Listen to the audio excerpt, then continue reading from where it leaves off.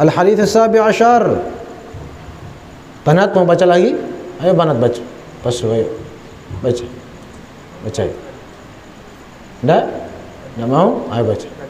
Enggak bisa. Oh, jadi mic-nya sengaja dirusak di sana. Baca lagi. الحديث السابع عشر عن أبي هريرة رضي الله عنه قال قال رسول الله صلى الله عليه وسلم تجدون الناس معادا خيارهم في الجاهلية خيارهم في الإسلام إذا فقهوا وتجدون خيار الناس في هذا الشأن وشدهم له قرامة وتجدون شر الناس ذا الوجهين الذي يأتي هؤلاء بوجه وهؤلاء بوجه. Allah, ini hadis ini penting. Nabi bersabda, hadis sahih riwayat Bukhari Muslim. Beliau bersabda, tajidun an-nasa ma'adin. Apa kata Syekh Hasan Masyad di bawah syarahnya? Al-usul. Usul ini nenek moyang, keturunan di atas, nasab. Ay tajidun an-nasa usulan mukhtalifah. Kamu menemukan orang-orang beda-beda nasabnya. Ma baina syarifin wa khasis. Kata Syekh Hasan Masyad, ada yang syarif, mulia nasabnya, keturunan Nabi sallallahu alaihi wasallam, ada yang tidak. Kama annal ma'adin kadzalik. Sebagaimana kan ada emas, perak, ada yang lain. Apa kata Nabi? Khiyaruhum fil jahiliyati, khiyaruhum fil islami. Orang yang nasabnya paling mulia di waktu masih jahiliyah, tetap dia nasabnya juga paling mulia setelah masuk Islam. Dengan syarat idza faqahu, kalau mereka paham agama, ahli fikih dan ulama. Ada syaratnya. Apa kata Syekh Hasan Masyad? Coba baca di jalan. Fa khiyaruhum fil jahiliyah wa hiya ma qabla al-islam. Orang yang nasabnya paling mulia pada masa jahiliyah, yaitu sebelum masuk Islam. Hum khiyaruhum fil Islam. Mereka setelah masuk Islam juga nasabnya paling tinggi. Mereka juga yang paling mulia. Idza faquhu bi dhammil qaf ay saru ulama fuqaha. Kalau mereka ulama fuqaha, baru mulia orang itu. Jelas ya? Lagi ramai mungkin sekarang ya yang mengikuti. Ini hadis sahih. Nabi bilang yang usul ma'adinnya, yang nasabnya tinggi-tinggi itu, kalau dia dalam Islam, mereka yang paling mulia juga, dengan syarat paham agama, ulama fuqaha, idza faqahu. Kalau jahil, tidak ada guna nasabnya, tidak ada guna.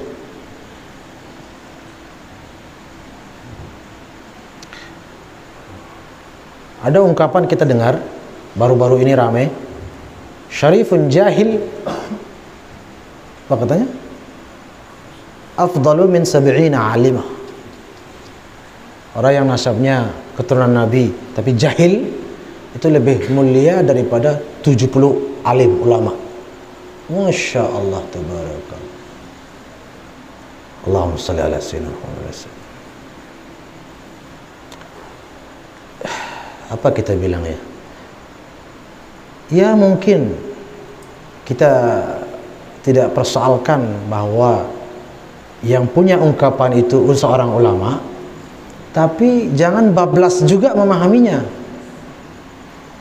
Pemahamannya yang harus diluruskan.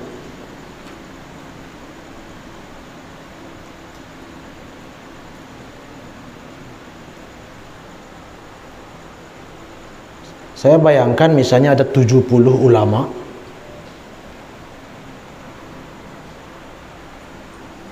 ulama besar, sanad keilmuannya tinggi, ahli ibadah, ahli ilmu, ahli wirid, orang-orang dekat kepada Allah, ulama luar biasa, ahli fikih, ahli tasawuf, tapi bukan keturunan Nabi. Terus ada orang dibilang Habib, bodoh, jahil, tidak ngerti agama. Berdasarkan statement tadi, bahaya. Ulama yang begitu luar biasa itu pun ditinggalkan nanti. Loh, kenapa ditinggalkan? Saya mau belajar sama ini saja. Kenapa itu ditinggalkan? Bukan keturunan Nabi. Astagfirullahaladzim. Terus ini keturunan Nabi, tapi jahil. Walaupun jahil, lebih mulia ini daripada semua itu. Terus dapat apa dari sana? Kan jahil. Dapat apa terus? Itu pertanyaannya. Dapat apa? Kan jahil, nggak ngerti agama. Mau belajar di sana dengan alasan itu keturunan Nabi, dapat apa terus? Ya dapat kejahilan. Terus bangga dengan kejahilan itu karena dapat dari keturunan Nabi. Allahumma sholli. Karena itu sudah di luar akal sehat. Bagaimana bisa itu? Saya husnuzan yang punya ungkapan, ulama yang punya ungkapan itu maksudnya tidak itu. Kalaupun itu maksudnya, nggak kita pakai itu ungkapan. Pendapat itu nggak kita pakai. Dan tidak masalah. Banyak pendapat ulama-ulama besar, imam-imam terkemuka, salafan wa khalafan, nggak kita pakai. Biasa. Pendapat-pendapat Imam Abu Hanifah, pendapat-pendapat Imam Malik, Imam Ahmad Asy-Syaibani, Imam Ahmad bin Hanbal, nggak kita pakai. Banyak. Terus salah? Nggak salah. Yang kita pakai Imam Syafi'i kan pendapat. Biasa itu. Imam Syafi'i saja kadang pendapatnya nggak kita pakai juga. Kan masyhur Imam Syafi'i mengatakan pahala nggak sampai kepada mayit. Itu kata Imam Syafi'i, pendapat Imam Syafi'i. Nggak kita pakai. Terus salah? Nggak salah. Tapi Imam Syafi'i, iya imam-imam semua radhiyallahu ta'ala anhum ajma'in. Tetap kita muliakan, kita agungkan. Tapi pendapatnya nggak kita pakai. Imam Ghazali, ada pendapat beliau wanita yang mens, gitu kan. Kalau tidak salah beliau punya pendapat itu yang digulung-gulung rambutnya apa itu. Kata guru-guru kita jangan pakai itu. Pakai pendapat jumhur, Imam Nawawi dan mayoritas ulama fikih yang dibawa, yang dimandikan waktu mandi bersih adalah yang dibawa sholat, yang sudah lepas-lepas. Tapi ini pendapat Imam Ghazali qaddasallahu sirrahu wa nawwara darihahu. Kita agungkan setinggi-tingginya. Tapi enggak kita pakai pendapat. Enggak masalah. Murka beliau enggak murka. Begitu juga lah yang tadi. Jika itu benar-benar pendapat ulama, enggak kita pakai, mohon maaf. Bahaya. Bahaya itu. Jangan dipakai. Dan kita muliakan itu ulama. Dan beliau kita yakin tidak marah sama kita.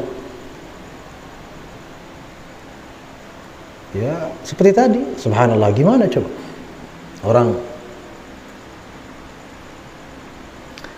itu Syiah, kan Syiah ini ada yang sorban hitam, ada yang sorban putih. Yang sorban hitam itu keturunan Nabi. Syiah ini apa kita bilang, jahil kan?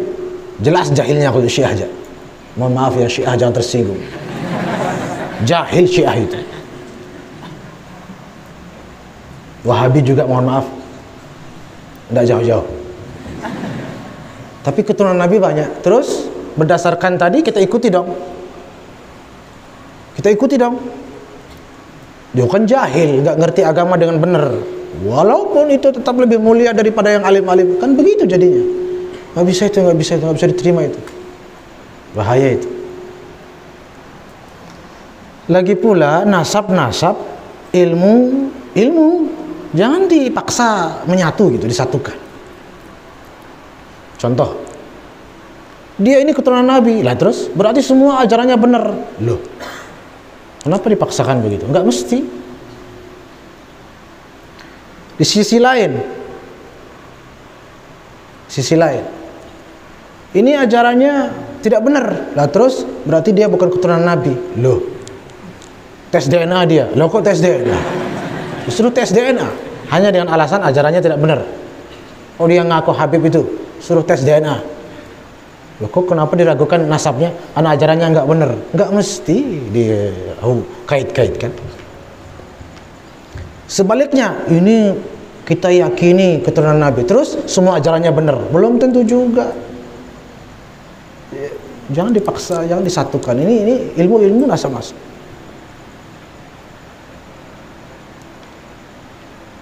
kan tidak maksum. Tidak maksum. Kadang orang nggak terima keturunan Nabi berbuat salah. Itu pasti benar itu. Kan keturunan Nabi, pasti benar perbuatannya, ajarannya. Belum tentu semeton. Jangan dipaksa.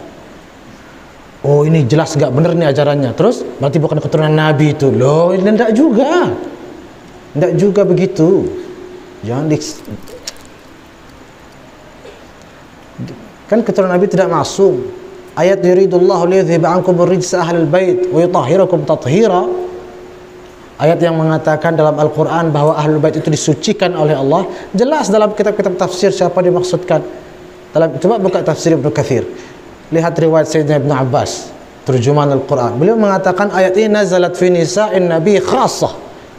Ayat itu yang mengatakan mensucikan keluarga Nabi, maksudnya ayat itu turun pada istri-istri Nabi khusus. Bukan kitab tafsir. Selebihnya ke bawah-bawah tidak maksum. Kan begitu juga akidah kita. Nasab yang mulia kita muliakan, tapi yang benar kita tidak benarkan. Jangan, itu dua hal yang nasab yang mulia kita muliakan. Sesuatu ajaran kalau benar kita benarkan, dari Habib, dari non Habib, kalau benar kita terima. Ajaran yang tidak benar kita tidak benarkan. Sama dari Habib, dari bukan Habib, dari manapun, kalau tidak benar tidak benar. Kalau benar maka benar. Bukan itu dikaitkan, disatukan jadi satu. Kalau keturunan Nabi pasti benar, kalau tidak benar maka bukan keturunan Nabi, harus tes DNA. Tidak begitu, tuh stres orang sebenarnya. Ini jelas. Khiyaruhum fil jahiliyah, kata Nabi, khiyaruhum fil Islam idza faquhu. Harus punya ilmu baru dia menjadi mulia. Jangan bilang. Nah, ini kan juga salah satu ungkapan yang tadi kita dengar, syarifun jahil itu. Habib yang bodoh lebih baik daripada ulama 70 ulama yang bukan Habib. Bertentangan dengan hadis ini. Hadis lain sahih juga, masyhur, man batta'a bihi amaluhu, kata Nabi, hadis sahih riwayat Muslim, lam yusri' bihi nasabuhu. Jelas Nabi sebut nasabuhu. Orang yang amal perbuatannya, kata Nabi, membuatnya itu telat masuk surga, jangan harap nasabnya yang bikin dia cepat masuk surga. Jadi amal perbuatan bagus apa enggak itu yang bikin dia selamat. Nasabnya Nabi yang ngomong, lam yusri' bihi nasabuh. Jangan harap nasabnya yang akan menyelamatkannya kalau dia di dunia perbuatannya nggak benar. Hadis sahih juga riwayat Muslim. Terus semua hadis Nabi itu kita sisihkan, ungkapan yang satu ini kita pakai, ungkapan ulama nggak bisa. Apalagi dengan konsekuensi berat seperti tadi. Orang jadi meninggalkan ulama. Orang jadi meninggalkan kiai-kiai, tuan guru, para ahli ilmu hanya dengan alasan bukan Habib. Kan itu jadinya. Belum lagi kita harus sadar banyak keturunan Nabi yang tidak mau menampakkan bahwa dia keturunan Nabi. Terus karena nggak nampak dia keturunan Nabi, kita tinggalkan. Jangan begitu, jangan begitu. Harus cerdas. Dan soal memuliakan, jangankan yang punya nasab, semua orang kita muliakan. Ini juga kadang-kadang terjebak, tidak sadar. Kita keturunan Nabi harus kita muliakan. Terus yang bukan keturunan Nabi kita juga muliakan. Kita muliakan juga. Ya berarti sama saja, semua orang kita muliakan. Guru-guru kita waktu saya ngaji di Mesir, orang gila kamu harus muliakan katanya. Hewan kamu muliakan. Jadi kalau soal memuliakan ya siapapun, jangan bukan beliau-beliau saja kita, yang lain tidak semua kita muliakan. Kalau berbicara pribadi, apalagi nasab yang memang mulia, angkat tangan, tidak kita macam-macam. Tapi kalau soal kebenaran dan kebatilan lain cerita. Yang benar-benar, yang hak-hak, yang batil. Wallahu a'lam.